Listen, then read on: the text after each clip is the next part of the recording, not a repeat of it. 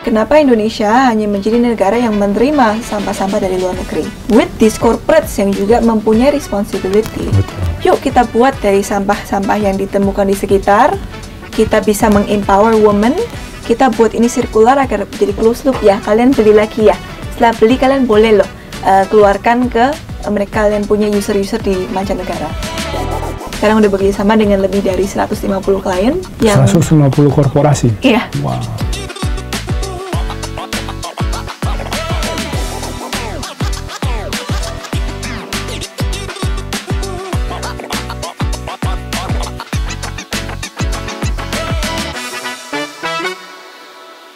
Halo sahabat Kata Data, kembali lagi di podcast Gen S, Generasi Solusi, bersama saya, Yoris Bastian. Dan di episode kali ini kita akan mencoba membahas satu permasalahan klasik. Gitu ya, permasalahan klasiknya itu adalah soal lapangan pekerjaan. Dan narasumber saya kali ini menarik sekali karena bukan hanya masalah lapangan pekerjaan yang diberi solusi, tapi juga untuk para wanita marginal. Hari ini kita sudah bersama Tamara, yang saya senang sekali karena saya belum terlalu sering bertemu. Biasanya narasumber saya itu udah sering banget ketemu. Kali ini benar-benar baru pertama kali Grace saya bertemu. Selamat datang di podcast Generasi Solusi. Thank you Mas Yoris, very happy to be here. Aku semangat sih kalau membahas mengenai masalah perempuan dan environment, karena menurut aku masalah dua itu sangat hits di kalangan Gen Z juga dan Gen Alpha. Betul, tapi kita pengen ngasih mereka arahnya. Jadi jangan hanya sekedar FOMO, jangan sekedar ngikut-ngikut, tapi akhirnya dampaknya tidak terukur. Ya. Nah, mungkin di awal boleh ceritain ke teman-teman pemirsa Gen S, kira-kira perusahaanmu ini seperti apa? Boleh. Jadi, saya mendirikan Liberty Society, a B Corp Certified Social Enterprise di tahun 2019. Okay. Waktu itu sebelum COVID, kita sustainability belum begitu terdengar, Mas. Saya melihat ada komunitas pengungsi wanita yang memang mencari pekerjaan tapi tidak bisa. Jadi, waktu itu saya masih 21 tahun, berpikir, apa yang bisa aku lakukan untuk membuka lapangan pekerjaan? Karena dari saya masa-masa membangun bisnis non-profit dulu 10 tahun sebelum, bahkan ketika saya masih di SMP ya, bangun non-profit, melihat edukasi itu tidak cukup untuk mengubah permasalahan sosial. Bagaimana ini bisa sustainable adalah dengan kita memberikan income generation. Jadi baik lagi, Liberty Society sekarang bergerak untuk sebagai dua nih, satu melatih, dua untuk memberdayakan melalui memberikan akses ke market, product creation. Mereka membuat corporate merchandise yang itu adalah dari sampah dan dari perempuan-perempuan yang kita training. Oke, jadi berawal dari pengungsi ya? Iya. Kenapa pengungsi? Ini juga buat saya sangat beda, sangat kreatif. Orang kan biasanya ya gitu deh, ada macam-macam. Ini saya baru pertama kali dengar ada gerakan yang juga membantu itu perempuan marginal tapi dari pengungsi. Tamara punya ide itu dari mana? Kalau pengungsi, waktu itu saya lagi volunteer di non-profit yang memang khusus untuk pengungsi. Tapi antara pengungsi atau tidak, karena saya sudah lumayan lama di bidang non-profit, banyak komunitas mempunyai skills. Jadi waktu itu aku pengungsi melihat mereka tidak mempunyai social safety net. Kalau bukan saya, siapa lagi? Maybe that's the call to action saya personal sebagai komitmen saya ya Mas Yoris. Tapi kedua, dari sisi antara itu business sense atau social sense, kenapa mereka? Karena komunitas terutama perempuan nih Mas Yoris. Mereka yang kalau misalnya menjadi role model as a woman when they can earn money and they are empowered to earn money, mereka tuh confident. Contohnya dulu ketika kita masih mulai dari training, datang masih ditemenin sama suaminya. Selama 1 tahun ditemenin, suaminya nggak percaya gitu. Terutama pengungsi dari misalnya negara-negara lain, nggak pernah sekolah, nggak pernah bekerja sebelumnya. Jadi happy-nya tuh banget ketika diberikan pekerjaan atau akses peluang kesempatan kedua ya. Our mission is very simple Mas Yoris, restoring purpose and dignity back to women to get second chances in life. Jadi ketika suaminya dan keluarga melihat, oh mereka produktif, oh mereka berpenghasilan, oh mereka menjadi lebih confident, they actually make better decisions for their children to put them to school. Yang kita pecahkan when we empower women is twofold. It's not just for herself, tapi juga untuk keluarga dan komunitas. Betul. Di situ I fall in love, Mas Yoris, dengan pemberdayaan perempuan, terutama melalui livelihood generation. Nah, kalau tadi ngomong diantar suami, kan mereka ini pengungsi. Suaminya pengungsi juga atau bukan? Iya. Sama-sama pengungsi ya. Nah, kalau boleh tahu, maksudnya sempat tahu nggak suami-suaminya ini kerjanya apa? Biasanya tidak bekerja. Sekeluarga Jadi tidak malah bekerja. tadi ya yang dibantu Tamara malah dia istilahnya membawa sesuatu untuk keluarganya kan? Iya, betul. They become the breadwinner of the family. Nah, terus dalam bergeraknya akhirnya tidak hanya pengungsi. Bisa diceritakan kemana saja selain pengungsi? Kita di awal tahun pertama melatih sekitar 20. Lalu tahun kedua, tahun ketiga, tahun keempat, sekarang udah mau masuki tahun ke-6, Mas Yoris, melihat bahwa our mission is to provide a solution that can scale ke komunitas-komunitas yang sama problemnya, which is komunitas perempuan yang mungkin mempunyai produk tapi tidak tahu bisa menjualnya kemana. We provide branding support, product marketing, dan akses ke pasar global. Jadi akses ke pasar global? Iya. Jadi bukan hanya ke Indonesia? Produk kita udah di 3-4 negara sekarang. Negara apa aja? Ada Australia, di Eropa, Amerika, and Singapore. Is our clients. Keren. Kedepannya, Mas Yoris, karena kita juga udah melatih 500 perempuan so far untuk mendapatkan income 3 to 4 times more. This year, we're gonna train another 500 yang consist of perempuan-perempuan yang traffic, korban penyintas kekerasan, korban penyintas trafficking, and also ex-offenders. Karena integrasi mereka ke dalam lapangan pekerjaan perlu sangat trauma-informed care. Sangat panjang journey yang memang kita harus bangun. Makanya Liberty Society berdiri sebagai yayasan dan juga sebagai bisnis sosial. Artinya nih, tahun ini lumayan scaling ya, karena kan tadinya aja udah 500, tahun ini di dalam 1 tahun aja 500. Kedepannya kira-kira menurut kamu mungkin nggak sih ini kita scale lebih besar, tapi mungkin kayak dengan cara kamu bekerja sama dengan kota-kota, karena kan sebenarnya wanita marginal ini banyak sekali sebenarnya yang harus dibantu gitu kan. Maksudnya 500 upgrade sekali, 500 lagi tahun ini juga keren banget, tapi karena Indonesia ini kan jutaan penduduk itu, kira-kira ada nggak sih kemungkinan untuk bisa dibikin lebih cepat lagi? Iya. Dengan mungkin kan kalau di awal masih mencari bentuk, awalnya hanya pengungsi, sekarang kan udah makin ngedapet nih. Betul. Kira-kira mungkin nggak untuk skala dampaknya itu bisa lebih eksponental lagi? Ya, mungkin saya mau cerita sedikit dulu mengenai perjalanan saya 3 tahun, 4 tahun di membangun bisnis model dan market dan produk yang tepat. Ya. Saya sudah lumayan bangga bahwa kita sudah 50.000 produk dibuat oleh komunitas, dengan income yang dibuat oleh komunitas sekitar 60,000 Singapore dollar directly as wages. Itu luar biasa, Mas Yoris, untuk considering mereka-mereka yang tadinya tidak berpenghasilan.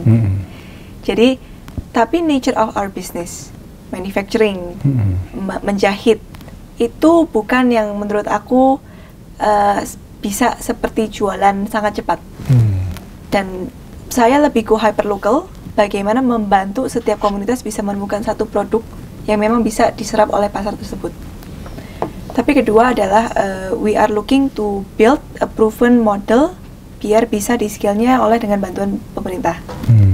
Jadi kalau misalnya banyak sekarang sentimen Mas Yoris mengenai kenapa kita nggak dari awal bla bla bla. For me I'm different. Saya buktikan dulu dari private sector memang sudah tepat modalnya dan bisa mungkin lebih di-inject dana agar bisa luas. Tapi sudah bergerak lumayan lama. Aku juga lumayan realistis, this is not a 2 years job. This would be a 5 years thing. Buat aku memang betul-betul bisa membangun bisnis yang sustainable. Betul. Pasti Mas Yoris juga setuju. Betul. Ya. Dan apa namanya, saya ngelihatnya nih sampah-sampah korporasi yang bahkan mungkin hari ini masih sih ya, karena nggak bisa semuanya dibantu kan. Itu bisa cerita nggak? Itu dari awal memang sudah ke sana atau awal memang fokusnya lebih ke pengungsi dulu? Aku berdasarkan data dulu. Tadinya hanya karena aku kepingin ngebantu selesai kuliah perempuan yang di depan mata. realitanya apakah ada business benefitnya dari buyer? Ketika tanya-tanya, ya Indonesia negara selama 4 tahun terakhir paling generous in the world. Orang suka untuk menggelontorkan donasi gitu untuk proyek-proyek infrastruktur healthcare. Tapi kalau saya lihat kebutuhan bisnis, nggak bisa bergantung hanya dengan ide charity. Orang kesian. Karena yang aku lihat adalah, oh cuma ngasihnya kok sekali ya, karena kasihan. Lalu ketika aku tanya-nanya mereka, ternyata kebutuhan yang besar adalah ESG reporting, Environmental Social Governance, yang sekali ini tetap masuk di bagian CSR biasanya, Corporate Social Responsibility. Environmental Social ini bagaimana kita membantu corporate menyelesaikan permasalahan sampah yang mereka buat. Ada production, ada consumption, overproduction, overconsumption, kemana sampahnya. Sampah-sampah plastik, kalau nggak kita solve by 2045, there will be more plastic than fishes. Masalah paper waste, kardus dari e-commerce dan segala macam, dan juga tekstil. The second largest carbon emission contributor in the world. Nah, saya putar Mas Yoris seperti ini. Kenapa Indonesia hanya menjadi negara yang menerima sampah-sampah dari luar negeri? With these corporates yang juga mempunyai responsibility. Betul. Yuk kita buat dari sampah-sampah yang ditemukan di sekitar, kita bisa meng-empower women, kita buat ini sirkular agar menjadi closed loop ya. Kalian beli lagi ya. Setelah beli kalian boleh loh keluarkan ke mereka, kalian punya user-user di mancanegara. Keren. Kamu nih kuliahnya apa ya? Saya sosiologi dan bisnis. Oh, pantesan, cocok nih. Nah, ini juga saya senang nih karena seringkali ngomong-ngomong gini, pas ngomong saya jurusannya nggak nyambung, ini jurusannya nyambung. Nyambung, dipraktekkan dan memberikan dampak nyata ya. Nah, jadi memang pertamanya yang ada di depan mata, lama-lama riset, pelajarin, kayaknya kalau mau sustain, enaknya tuh kita ke korporasi. Ya. Nah, so far gimana? Suka dukanya, sukanya dulu deh. Sukanya? Dan bekerja sama dengan korporasi dan nanti pengen nanya juga dukanya. So real, sangat real. Sukanya adalah kita terus berinovasi dengan korporat. Dan Tamara tuh melihat Mas Yoris bahwa generasi muda itu kadang agak segan untuk approach ke corporate. So far. Tapi I found so many sukses seperti kerjasama kita dengan one of the top 10 largest company in the world, a mobile company, di mana mereka membantu gladly young entrepreneurs like me. Jadi yang tadinya cuma jualan merchandise, sekarang kita juga offer mereka campaign green, CSR yang juga menyokong ke livelihood. Kita juga membantu mereka internal employee engagement dari workshops atau talks atau green activities dan fun gamifications lah. Tujuannya karena when we were asking them, oh actually we don't have a partner, can you build this so that we can partner with you? Being someone yang young dan mulai dari kecil sampai udah 6 tahun ya, I love being able untuk solutioning together dengan kita punya klien. Sekarang udah bekerjasama dengan lebih dari 150 klien yang 150 korporasi? Wow. Who are multinationals. Dan it's so interesting, Mas Yoris, multinationals are willing to work with a small company that when I was 23 years old, 24 years old, they trust us. Tapi mungkin karena waktu itu juga nggak banyak yang berpikiran kayak kamu kan, jadi buat dia ya udah nih ada satu-satunya kita kerjasama. Tapi ini buat pemirsa generasi S juga ya, first client-nya gimana caranya? Itu yang biasanya yang anak muda paling susah nih kan, karena kalau udah punya satu, at least pas yang kedua ngomong, saya udah pegang ke perusahaan ini, apalagi kalau bisa nembus multinasional. Tapi mungkin bisa dibagikan inspirasi buat yang baru memulai gitu ya, dengan masalah yang mungkin berbeda. Klien pertama itu gimana meyakinkannya? Karena kan kalau klien kedua ada contohnya. Nah, ini klien pertama gimana? Atau memang klien pertama tidak ada yang kamu jual tadi, yang dari yang perempuan marginal dulu yang memang waktu itu tidak bekerja sama dengan korporasi? Klien pertama pas aku masih magang dan bekerja sama orang lihat karakter aku sih, dan mereka percaya, oh dia konsisten menjalankan ini. Jadi the first helper kan always family, friends, and fools. I think they were either keluarga atau teman atau fools yang memang mereka percaya. Jadi kalau orang manggil aku dulu tuh, oh she's the social impact girl, udah melekat.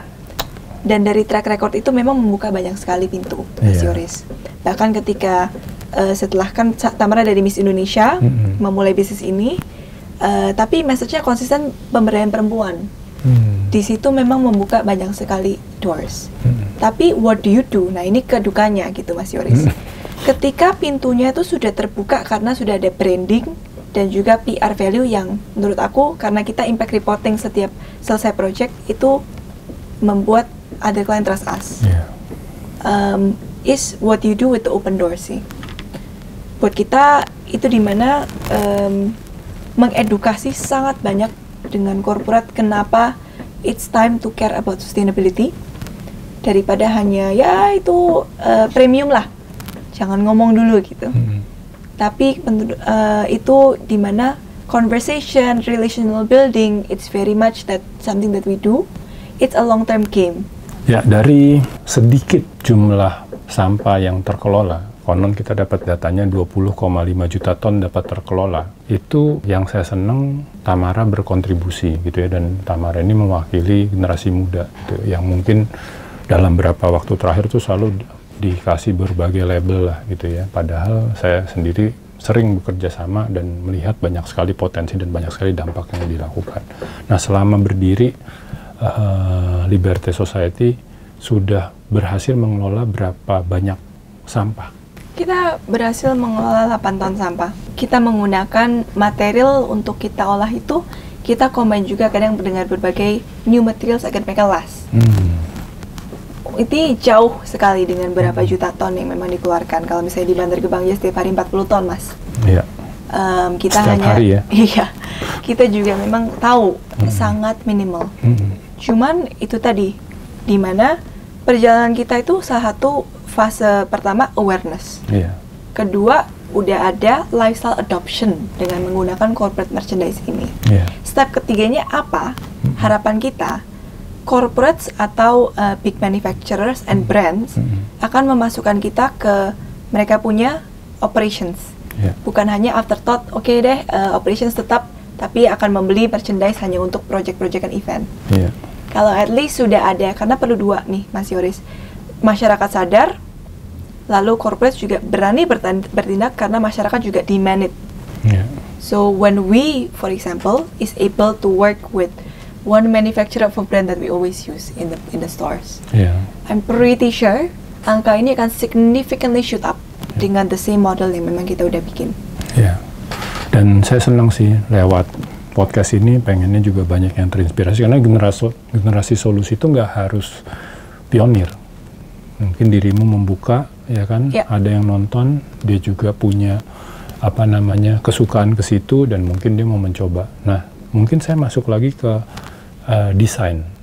Kan sebenarnya sebelumnya mungkin ada juga yang bikin, tapi memang menurut saya masalahnya tuh di desain. Jadi memperdayakan, ya kan. Tapi pada saat bikin desainnya tuh masyarakat yang mau beli tuh kayak, aduh, gue pengen bantu sih. Tapi ini kalau gue beli akhirnya cuma karena buat bantu, tapi bukan yang bisa dipakai daily use. Kamu bisa nge-crack itu dari mana? Karena kan kuliahnya bukan kuliah fashion. Betul.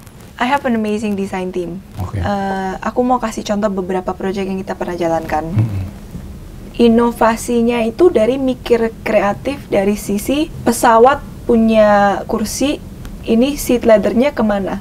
Kita bikin amenities pouch buat business class. Waduh. Ini kalau kita cari industri KAI, industri dari transportasi, semuanya bisa berubah. Udah masuk KAI belum? Belum. Nah, ya, teman-teman KAI nih, teman saya nih, PT Kereta Api Indonesia, terkenal dengan transformation-nya. Harus di kontak, karena bener ya, sayang juga kan, maksudnya itu sudah harus diganti, tapi sampahnya diapain ya? Nah, contoh lain Mas ya, banner dari kemarin masa kampanye kita ubah menjadi duffel bag. Itu kan semua event-event banner bisa berubah seperti itu. Jadi apa? Duffel bag, gym bag, tas ransel, bisa back to school bag begitu. Nah, tapi kalau tadi kan saya kebayang ya, jadi dari sampah korporasi dipakai lagi sama korporasi. Nah, kalau ini duffel bag nanti kamu kirim distribusinya ke siapa? Antara dua, karena perusahaan bisa menjadikan ini untuk didonasikan ke komunitas.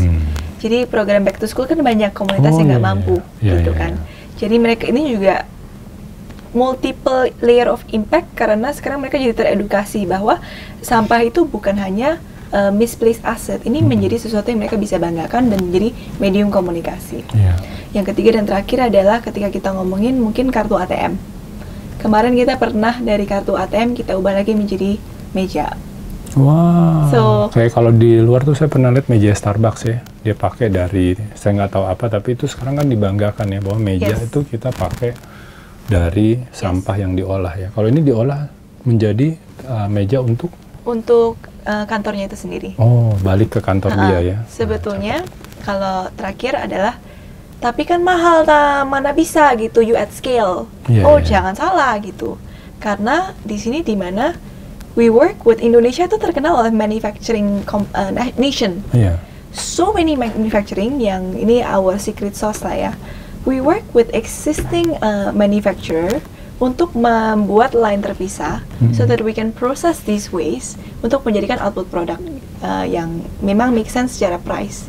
Jadi desainnya itu tuh bukan hanya produk design mas, the design of the system and supply chain. Jadi, nah tapi kamu ayam atau telurnya dulu? Kamu riset dulu, bareng-bareng ya? Have to be both.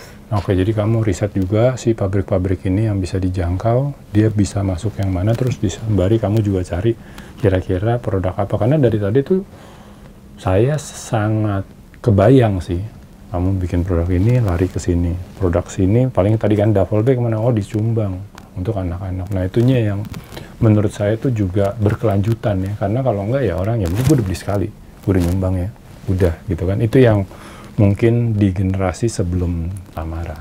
Ada lagi contoh mungkin? Kemarin kita ada yang ngobrol sama next step for us itu adalah industri hotel, Mas Yoris. Hotel juga belum? Sedang. Karena the talk of the town is used cooking oil.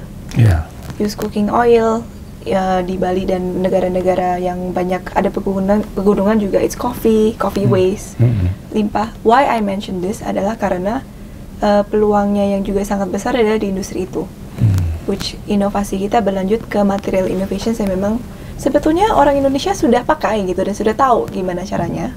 Cuman kita ubah menjadi lilin, menjadi sabun, menjadi all of this type of amenities yang balik ke hotel. Balik ke dia. At least kalau misalnya retention-nya rendah di satu industri, nggak masalah. Karena memang fungsinya mereka hanya untuk educational. Jadi kita ketika masuk ke industri hotel, ini udah masuknya ke daily needs, Mas. Tapi kalau tadi ngomongin pengembangan segala macam, artinya berapa sekarang jumlah karyawannya? Hanya internal di HQ 20. Karena kita menggunakan dan bekerjasama dengan komunitas lokal untuk membuat. Kalau di yayasan? Both. Itu dua-duanya. Tapi punya entity PT, ada punya entity yayasan. Nah, Tam, selanjutnya ya, bagaimana nih respon masyarakat dengan produk-produk upcycle dari Liberty Society? Menurut mereka sih sentimennya, apalagi ketika mereka tahu ini dari sampahnya mereka sendiri. Corporate employees are so proud to wear it. Kalau ngomong ke masyarakat secara luas, awareness-nya juga terbangun, tapi memang hanya middle up. Kalau middle down, belum nyampe memang secara harga dan secara awareness dan kepekaan. Karena sebenarnya Tamara ini produk-produknya ini budgetnya itu ngikutin budget dia kan? Atau memang sedikit lebih mahal yang harus dikeluarkan oleh korporasi demi ESG. Jadi saya kasih gambaran kayak gini. Saya dulu GM Hard Rock Cafe tahun 90-an gitu ya.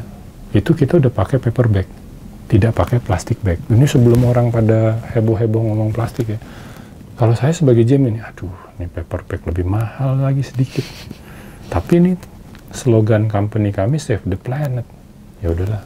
Yang saya tapi tidak bisa lakukan di Indonesia adalah menggunakan recycle paper. Karena kalau saya pakai recycle paper, harganya bukan sedikit lebih mahal. Mungkin lebih mahal daripada baju yang dibeli, paper bagnya kan. Jadi kan nggak make sense. Tapi maksudnya dalam kamu membuat produk-produk yang akhirnya balik ke korporasi lagi, sebenarnya dibanding dia beli sendiri pouch, dia beli sendiri ini, sebenarnya cost yang dikeluarin tuh secara comparable-nya tuh sama atau lebih mahal sedikit? 70-100% lebih mahal. Operational cost upcycling memang seluruh dunia juga sangat mahal. Unless it is at scale, di mana kita localize the production kan, Mas. Sepertinya di hotel Potato Head. it's almost zero for them to upcycle karena mereka lakukan in their own backyard. Jadi memang nggak semuanya sih bisa gitu kan seperti itu kan. Tapi that's why kita disupport dengan grant untuk menurunkan CO2 kita sendiri agar at least bisa 50%. Secara data masyarakat mau membeli kalau ini 30% lebih mahal.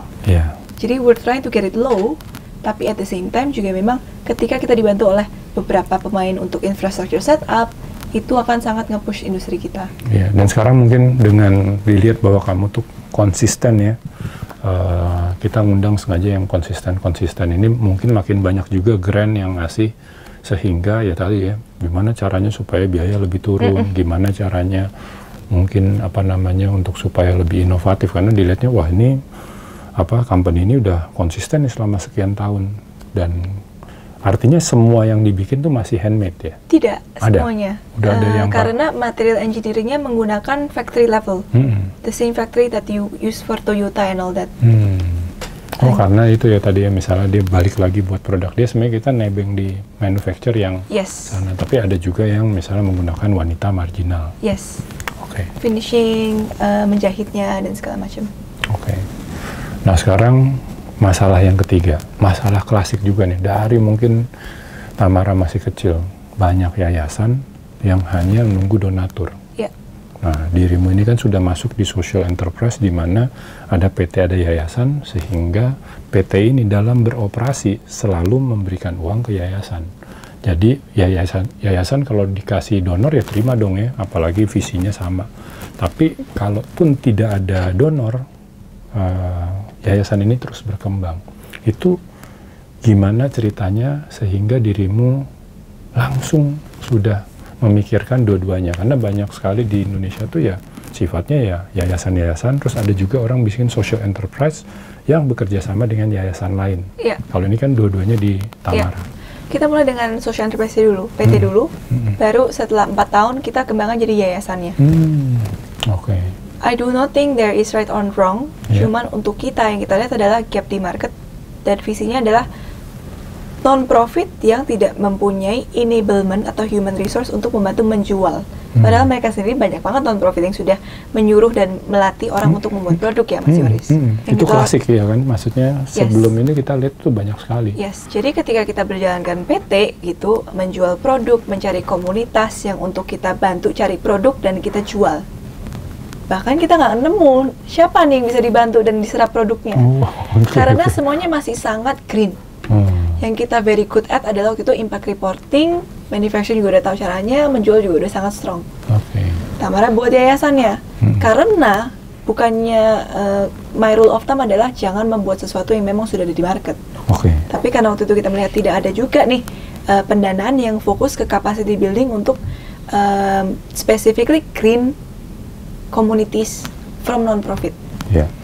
Jadi sekarang yayasan kami fokus ke melatih komunitas-komunitas, bahkan existing, doesn't have to be new, tapi yang menjual adalah dari sisi PT. Aku mau mention sedikit mengenai financing Mas Yoris. Itu penting tuh.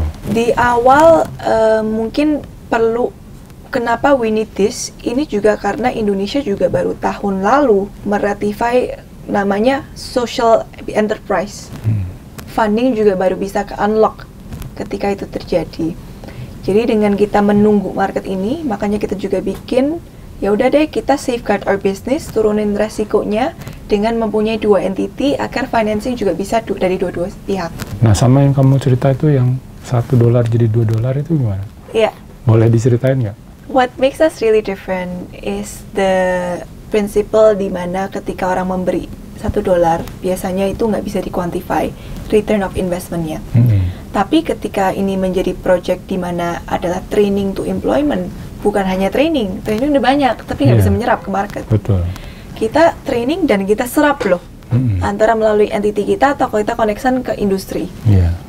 Ini yang kita bangun, mereka menjadi koperasi sendiri, mereka menjadi mempunyai income sendiri, biasanya 2 tahun Mas, sampai we can see when you invest every dollar donation with us, it will become $2 to $3. Karena from our past record, jadi 3 to 4 times income kan, increase in income. In that sense, I'm so proud to say kalau bahkan sebetulnya orang berdonasi itu nggak hanya ke project-project yang satuan, tapi ini bisa menjadi kayak crowdfunding buat a startup or a social enterprise. Yeah.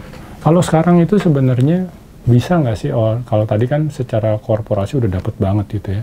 Kalau untuk orang perorangan tuh yang dia pengen tadi tuh, misalnya nih secara harafiah ngasih $1 tuh bisa nggak sih? Bisa. Di mana? Melalui yayasan kita. Ada di website gitu? Yes. Jadi sebenarnya walaupun udah handle nih korporasi yang gede-gede, tetap dibuka untuk yang satu-satuan, dan sebenarnya konsepnya adalah $1 yang di-spend sebenarnya bisa menjadi angka yang berlipat-lipat. Betul.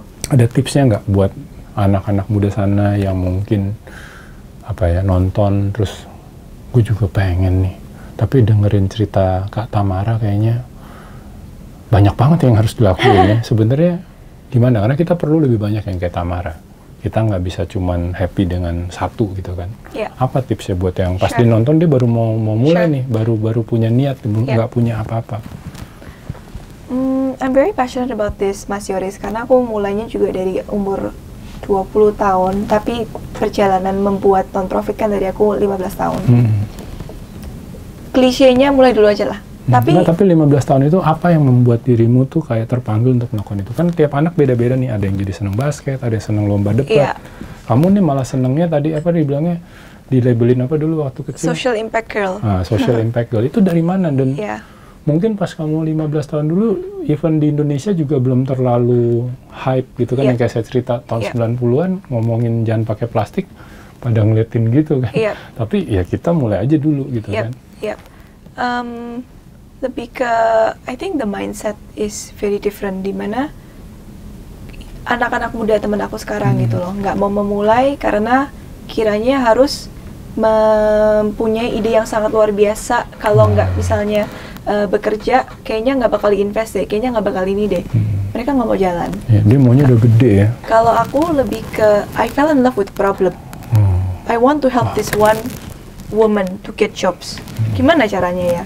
Oh, I want her to put her children to school. Okay, let me give her a job so that she can put her children to school. Oh, setelah dikasih kerjaan, tapi kok tetap masih banyak problem-problem sekelilingnya ya? How do I change the community now? Oh, berarti aku harus kerjasama sama korporasi ini untuk mengubah suatu komunitas ini. Tapi komunitas dan korporasi kok juga belum mau berubah ya? Oh, aku harus ngobrol sama the consumer nih. Consumernya kita edukasi juga. Jadi yang tadinya sangat kecil sebagai project kuliah loh, Mas Yoris. Ini menjadi suatu bisnis yang udah dikenal secara global. Betul. Our videos and storytelling is witnessed by 10 million people in an application that donates about $10 million to UNDP. Kan nggak pernah nyangka. Cuman that's why kadang people ask me juga gitu, kok you stay here for so long gitu. Memang end goal-nya apa? I look not at the prosesnya panjang banget, tapi I look at the end goal. What do I want to achieve in Indonesia? Kita mempunyai social enterprise lokal that can go global, and penonton-penonton bisa see, at least walaupun aku gagal, I'm not afraid. They can see and learn how I failed and build something bigger. Keren. Ini mah generasi S banget ini. Fall in love with the problem. Ya kan, dan selalu datang dengan solusi-solusi. Nah, dan saya nggak tahu ya, kalau dari Tamara sendiri, sadar apa nggak sadar, kalau misalnya kita ngambil data dari British Council kan, di tahun 2018 katanya ada 342.000 wirausaha sosial di Indonesia. Yang saya tahu nih dari ngobrol sama begitu banyak, dan kalau nggak salah ada teman saya dulu, satu dosen yang dia lagi mau ngambil S3, itu majority dari leader dari wirausaha sosial itu perempuan. Kamu setuju atau sebenarnya mah cowok juga bisa kok, Mas Yoris gitu? Karena ini memang kebetulan nih, kalau udah ngomong wirausaha sosial, kebanyakan teman-teman saya nih perempuan, dan hari ini nambah satu lagi perempuan lagi. Apa pendapat kamu tentang itu? Siapa tahu ada yang nonton cowok nih kan, dia bilang saya juga sama nih kayak Tamara nih, saya fall in love with the problem dan saya pengen ngasih social impact-nya. Tapi karena kayaknya kebanyakan perempuan itu nggak jadi gitu. Kalau secara data itu make sense, Mas, karena mungkin the conventional way of making money for guys ya tradisional aja. Iya, kerja di perusahaan tradisional ya. Iya, tapi kalau kita being a woman di rumah mungkin menjaga anak atau melihat problem sosial, you wanna do something about it. Jadi misalnya Pak taksi driver ojol bekerja ngojol, tapi perempuannya di rumah mereka melihat permasalahan di komunitas dan they choose to take action. Tapi tidak terbatas orang yang punya Patagonia cowok. Oh iya, gue juga suka banget. Yang punya Toms cowok, gitu kan. Black Toms Taiwan Cat One. Udah ketemu. Keren ya. Jadi sebenarnya tidak ini ya, jangan tertutup lah kalau misalnya memang punya keinginan gitu ya. Karena kayaknya banyak yang bilang nih milenial dan Gen Z kayaknya demen banget nih social enterprise. Mungkin yang aku mau encourage terakhir adalah kenapa data itu menunjukkan lebih banyak perempuan, karena tergantung industrinya. Industri terbanyak antara social enterprise adalah F&B dan arts and craft, yang dominan dengan perempuan memang. Tapi kalau misalnya kita mau ubah sedikit rasionya, semoga yang nonton, audiens juga membuat lebih banyak inovasi di bidang manufacturing, infrastructure, technology. Ini sebenarnya yang sesuai dia aja ya. Iya, jadi nggak usah nih nonton Tamara terus gue pengen jadi Tamara, jangan. Gue artinya bisa bisa solving problems dengan bikin perusahaan, bukan hanya dengan misalnya jadi karyawan gitu kan. The potential dan opportunity untuk di bidang logistik, transportation, healthcare ini kan semuanya juga bisa di-innovate, Mas. Mungkin di situ dimana kita bisa unlock the potential of social enterprise di Indonesia. Ya, dan setuju nggak kalau saya bilang tipsnya artinya start as small as you can. Banyak orang tadi kan, dia kalau saya wawancara, saya mulai dari kecil karena saya orang susah gitu. Tapi kalau tadi kan Tamara bukan orang susah, tapi start dari tadi wanita pengungsi yang ada di depan mata. Baru dari situ diberesin masalahnya, ada lagi masalah diberesin lagi, ada lagi masalah diberesin lagi. Tapi even pemirsa ini dia punya dalam kondisi yang bukan miskin, sebenarnya dia bisa mulai social enterprise dengan sekecil mungkin, bukan karena dia tidak punya uang, tapi karena memang usaha itu bagusnya dari kecil dulu. Setuju nggak? Atau boleh aja sih sebenarnya, ini kan banyak juga kan yang, Mas, males lah kalau kecil-kecil, saya mau langsung gede. Walaupun tadi cerita dari Tamara sih inspiring banget, tapi saya mau langsung deh. Saya mau langsung bikin company yang langsung handle korporasi. Menurut kamu gimana? Saya punya teman yang memang mempunyai family business, udah IPO. Ya kalau misalnya punya teman-teman yang sudah IPO tinggal dimintain, bikin dong sama gue this project, pakai you punya manufacturing, kita masukin green. Ya itu ketika dibangun, Mas, dengan investasi misalnya $1 million, $2 million, dan setiap hari input sampah yang bisa diambil adalah 10 ton. Dibanding yang aku cuman kayak 8 ton ini per hari loh ya. Tapi artinya mereka harus kerjasama sama dirimu kan? Enggak yang juga. Berpengalaman, atau dia boleh, kalau dia bisa langsung mau langsung bikin dari mempunyai koneksi dan resource dan semuanya itu kan bahkan even better, langsung besar aja. Artinya harusnya ada edukasi ya buat mereka supaya mereka mengerti, karena kadang-kadang saya ngeliat ini perusahaan besar atau misalnya orang dengan kemampuan uang yang besar, kadang-kadang dia nggak ngerti cara masuk seperti yang Tamara bikin, jadi akhirnya ya cuman seremonial gitu loh. I will close it with this. If I were to do it all over again, I would start from existing industries. Bukan hanya existing solutions, existing industries, conventional industries yang sudah beroperasi selama puluhan tahun, segede Unilever, dan mencoba mengubah mereka menjadi lumayan lebih ESG, lebih green. Itu kan dampaknya lebih jauh lebih besar. Betul. Oke, sahabat Kata Data, demikian obrolan saya dengan Tamara Gondo, pendiri Liberty Society. Semoga obrolan kali ini bisa menginspirasi sahabat Kata Data, dan jangan lupa saksikan terus podcast Gen S hanya di YouTube Kata Data. Saya Yoris Bastian. Ingat, setiap ada masalah, pasti ada solusi.